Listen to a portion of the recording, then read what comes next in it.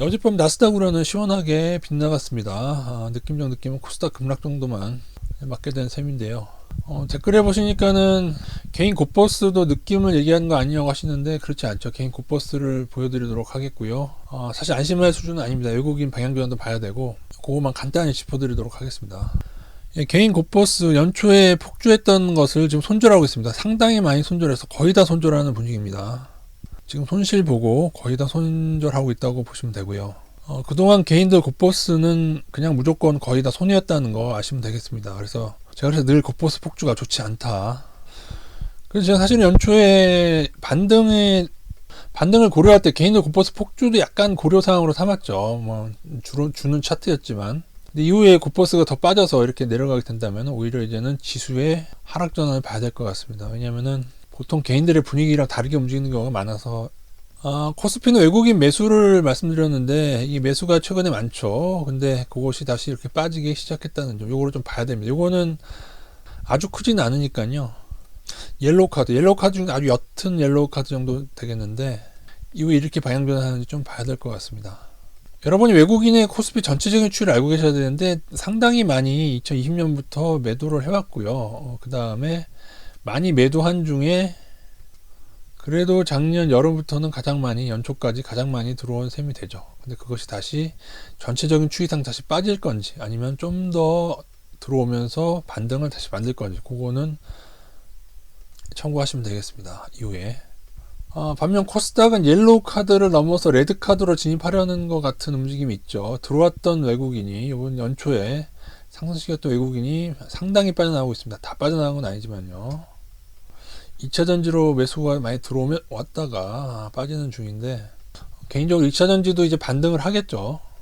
반등하고 급등을 하다가 에코브로 PM 같은 경우에는 아마 호재가 남아있을 수도 있습니다. 근데 호재날이 아마 재산날이 될 것 같고요.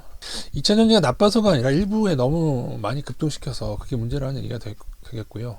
사실 코스닥은 외국인 빠질 때 조심하셔야 되는 게 여기 보이시죠? 외국인 빠졌을 때 코스닥 급락한 거. 그래서 이후에 이 정도까지 빠졌다가 뭐 다시 들어오는 경우는 상관없겠는데 여기서 이때처럼 이렇게 또 이때도 들어오다가 훅 갔어요. 들어왔다가 훅 가는 거 이거는 꼭 이후에 체크하면서 투자해야 될 것 같습니다.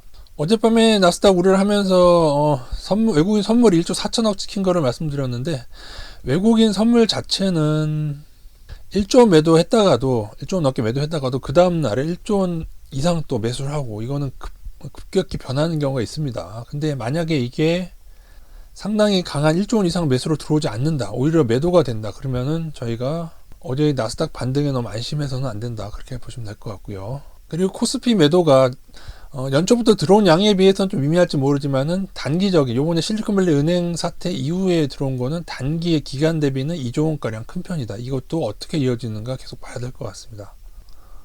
코스닥은 거의 지난주 내내 매도여서 이게 상당히 코스닥 큰 편입니다. 코스닥 규모에 비해서 큰 매도가 지난주에 이어져 왔다. 현재 인버스 비중 어제 10% 정도 늘려가지고 60% 드렸는데 한 5% 정도만 좀 미세 조절하도록 하겠습니다.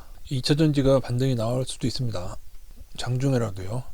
나스닥은 어제 단기 추세선이라고 얘기했던 일봉상 추세선을 회복했습니다. 그래서 원래 나스닥 인버스도 차트적으로는 좀 줄여야 되는데 차트상 모습은 21선 회복하기 전까지는 좀 안 좋아서 이후에 이러다가 21선 맞고 떨어지는 경우가 있어가지고 오늘 우리 증시 외국인 동향을 좀 보고 추가로 인버스를 줄일지 여부는 좀 보도록 하겠습니다. 그래서 나스닥 인버스는 제가 늘 말씀드리지만은 계속 모아가시던지 적립식으로 아니면은 이평선대로 비중 조절하시던지 그렇게 말씀을 드렸는데 현재 나스닥 21선, 5일선은 깨진 상태고 61선, 121선은 지켜낸 상태가 되겠습니다. 이후에 나스닥이 21선을 확실하게 돌파가 된다면 나스닥 인버스도 좀 줄여가도록 하겠습니다. 어쨌든 어제 느낌을 얘기했다가 어젯밤 느낌대로 되지 않아서 아무튼 죄송합니다. 혹시나 지르지 말라고는 말씀드렸지만은 사실 저도 조금 늘렸었는데 손실이 조금 있네요. 사실은 러셀이 좀 많이 떨어져가지고 전체적인 글로벌 증시가 반등한다고 보면은 러셀 인버스를 줄이는 게 좀 맞긴 하거든요. 근데 러셀 차트는 매우 안 좋습니다. 지금 5일선도 회복 못했기 때문에 이건 줄여야 될 이유가 없죠. 러셀만으로 본다면 이평선 하나를 회복 못해가지고 5일선이라도 회복되면은 러셀 인버스를 줄이는 방향으로 고려를 하겠습니다. 그래서 여러분의 생각은 어떠신가요? 현재 있는 제가 팩트를 알려드렸고, 이제 사실은 뭐 그 말도 맞죠. 여러 가지 팩트를 보고 이제 본인의 느낌대로 가는 게 맞는 것 같긴 합니다. 근데 이제 느낌이라고 하는 것은 예측이지 않습니까? 그죠? 더군다나 단기 예측은 저를 보시다시피 어젯밤도 저랑 안 맞는 경우가 많고, 그래서 이 비중 조절을 하는 것이 며칠 새의 초보를 보기 위함이 아니고요. 저희들의 비중 조절은 아주 크게 움직였을 때 이러한 긴 기간에 거친 이런 거를 보는 거기 때문에, 그래서 인버스를 꾸준히 껴오면서 대비는 됐고 어느 정도는 됐는데, 제가 좀 아쉬운 거는 지난번에 말씀드렸듯이 나스닥이 하락 신호를 낸 다음에 이런 자리에서 사실은 신호상으로는 훅 가야 될 자리인데, 이평선적으로는 훅 가야 될 자리인데 꼭 하락 신호 낸 다음에 끌어올리는 일부러 그런 모습들을 많이 보였죠. 그래서 사실 이런 게 싫으면은 말씀드린 대로 MACD가 상당히 좋긴 좋습니다. 그리고 코스피는 MACD 하방 구간이고 코스닥은 아직 MACD 하방이 안 떴습니다. 그래서 코스닥 인버스를 조금 줄여가는 방향으로 대응을 하도록 하겠습니다.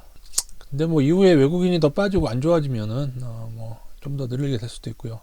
코스닥은 이제 2차 전지의 버블이 언제 꺼지느냐, 그게 문제입니다. 근데 이것도 금방 단기에 확 꺼지느냐, 이게 펀드로 계속 공급을 받기 때문에 좀 시간이 걸리는 경우가 있고요. 예, 이렇게 참고하셔서 매매하시면 될 것 같습니다.